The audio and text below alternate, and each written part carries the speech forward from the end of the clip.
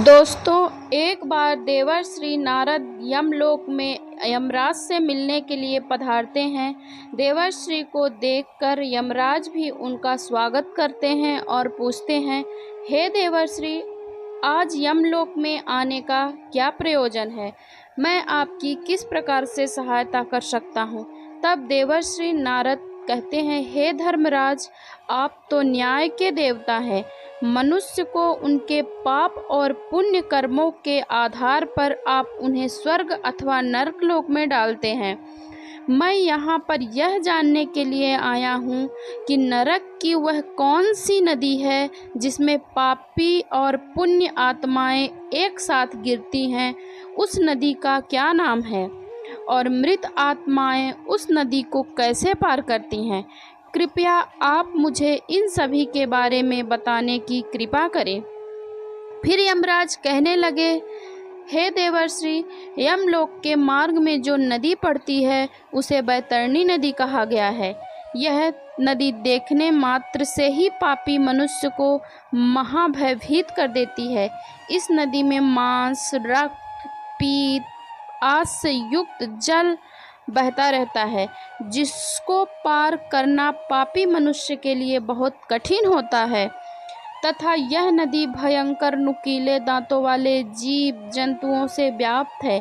फिर यमराज देवर्षि नारद को अपने साथ लेकर बैतरणी नदी की ओर प्रस्थान करते हैं। यमराज कहते हैं, देखिए देवर्षि, इस बैतरणी नदी में पापी आत्माएं मेरे दूतों के द्वारा गिराए जा रहे हैं।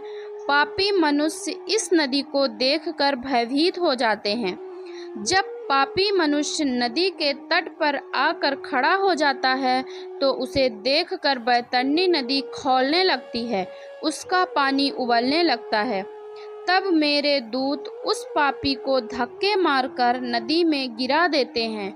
उस पापी के नदी में गिरते ही नदी का जल तुरंत खौलने लगता है, जिससे उस पापी को असहनीय पीड़ा होने लगती है।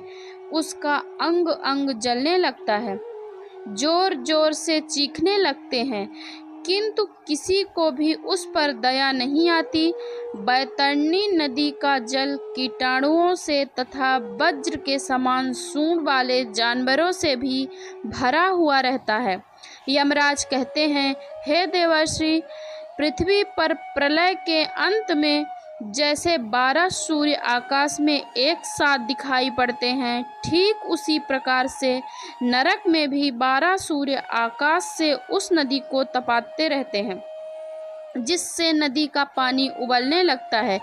उस महाभयंकर नदी में गिरने वाले पापी मनुष्य दर्द से चिल्लाते हुए करुण विलाप करने लगते हैं।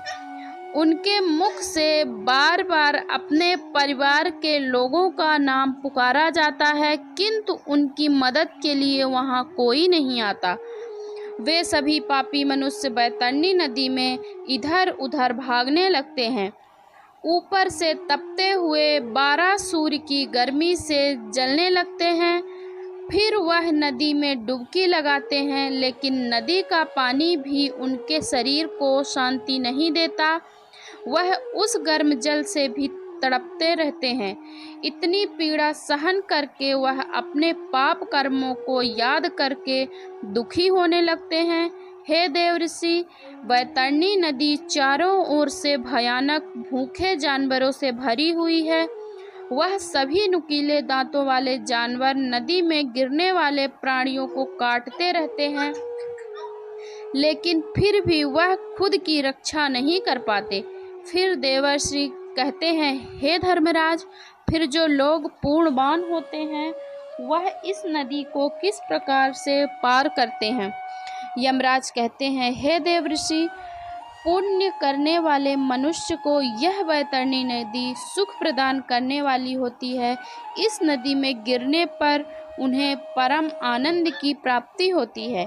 इस नदी में अत्यंत सुंदर सोने की बनी हुई नाव है।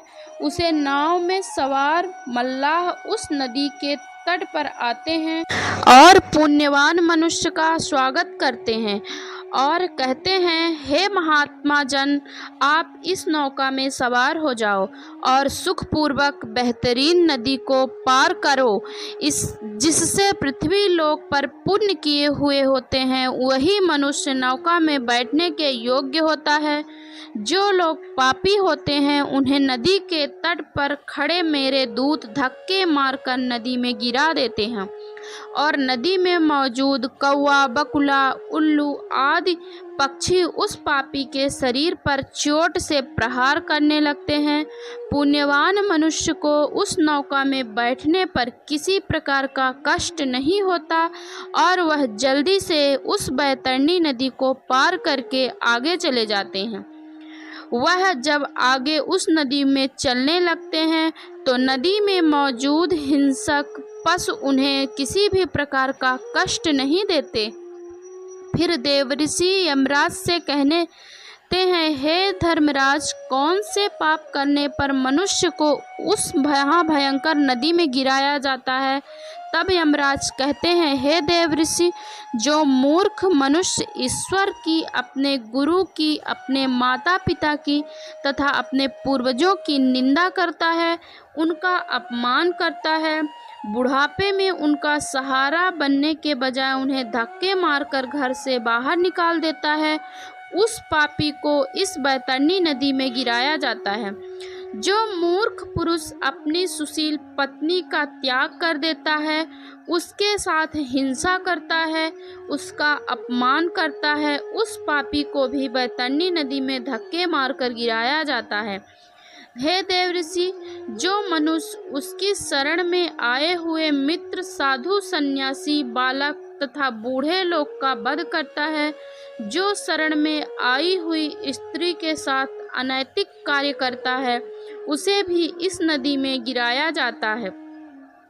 जो स्त्री पति के साथ विश्वासघात करती है और दूसरे पुरुषों के साथ संबंध रखती है, उस पापी स्त्री को भी इस बैतरणी नदी में गिराया जाता है। बड़े सूंड वाले जानवर, घड़ियाल आदि उस स्त्री पर झपट्टा मारते हैं और वह उनसे बचती हुई इस नदी में आगे चलने लगती है। जो पापी मनुष्य शांत और कमजोर लोगों को अकारण ही दुख देता है, पैसे की हेरा फेरी करता है, वह भी इस नदी में गिरता है। जो मनुष्य पूज्य जनों तथा गुरुजनों को वचन देता है और बाद में उस वचन का पालन नहीं करता, बाद में बोलता है मैंने ऐसा वचन दिया ही नहीं, ऐसा कहकर झूठ बोलता है, तो उसको भी बैतरणी नदी में गिराया जाता है। जो दूसरों का काम धंधा बर्बाद करता है, दूसरों को विष पिलाता है, झूठी गवाही देता है, शराब का सेवन करता है, यज्ञ आदि धार्मिक कार्यों में विघ्न डालता है तथा गुरु की पत्नी के साथ गमन करता है, उसे भी इस मास के कीचड़ में व्याप्त नदी से गिराया जाता है। जो मनुष्य दूसरों की पत्नी के साथ भोग विलास करता है, गाय को पानी पीने के लिए बनाई हुई बावली को तोड़ता है तथा छोटी कन्याओं के साथ बलात्कार करता है, उसे भी धक्के मारकर इस नदी में गिराया जाता है। नदी में स्थित जानवर उसका मांस नोच नोच कर खाने लगते हैं। जो मनुष्य दान नहीं करता, दान देकर बाद में पश्चाताप करता है, मांस का भक्षण करता है और गाय को मारता है, वह भी इस नदी में गिराया जाता है। इतना सुनकर देवर्षि नारद आश्चर्यचकित हो जाते हैं और यमराज से कहते हैं, हे धर्मराज, इस महाभयंकर नदी का वर्णन सुनकर तो मेरे रोंगटे खड़े हो गए, किंतु हे धर्मराज, मैंने सुना है कि नर्कलोक में एक और नदी है जो बहुत ही सुंदर और पवित्र है, कृपया आप उसका भी वर्णन करें। फिर धर्मराज कहते हैं, हे देवर्षि, इस बैतरणी नदी को पार करने के लिए मनुष्य को 17 दिन का समय लगता है और वह 18 दिन बाद मेरे नगर में पहुंचता है, जिसे यमपुरी कहा जाता है। मेरे नगर के पास पुष्पभद्रा नाम की नदी प्रवाहित होती है। मैं अब आपको इस नदी का वर्णन सुनाता हूँ। पुष्पभद्रा नाम की जो नदी है उसका जल अत्यंत शीतल और शांत होता है। जब सभी आत्माएं इस नदी के तट पर आती हैं तो वह उस शुद्ध और पवित्र जल का पान करके आगे बढ़ती हैं। नदी के चारों ओर अत्यंत सुंदर वृक्ष और फूल से सजे हुए पौधे होते हैं। पूर्ण आत्माओं के ऊपर फूलों की वर्षा होती है और वह आनंद पूर्वक उस नदी में विहार करते हैं। उस नदी के तट पर एक अत्यंत सुंदर वट वृक्ष है जहाँ पर सभी आत्माएं विश्राम करती हैं, किंतु हमारे दूत पापी आत्माओं को वहाँ पर विश्राम करने नहीं देते। उस प्राणी के पुत्रों के द्वारा जो भी मासिक पिंडदान किया गया होता है उसे वह इस स्थान पर प्राप्त होता है और वह उसे खाकर वह आगे बढ़ता है। फिर देवऋषि कहते हैं, हे यमराज, बैतरणी नदी के तप से बचने के लिए मनुष्य को कौन से कार्य करने चाहिए? तब यमराज कहते हैं, हे देवर्ष, मनुष्य यदि इस महातापी नदी को शीघ्रता से पार करना चाहता है तो उसे पृथ्वी लोक पर गाय का दान करना चाहिए। लाल अथवा काले रंग की शुभ लक्षणों वाली गाय का नाम बैतरणी रखना चाहिए और उस गाय का दान करना चाहिए। जो मनुष्य पृथ्वी लोक पर गाय का दान करता है वह यमलोक में गाय की पूंछ पकड़कर बैतरणी नदी को पार करता है।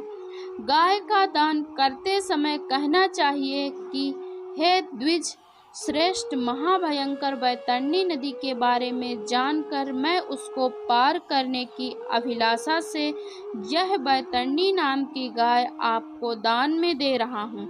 फिर गाय की पूंछ को हाथ में लेकर मंत्र बोलना चाहिए।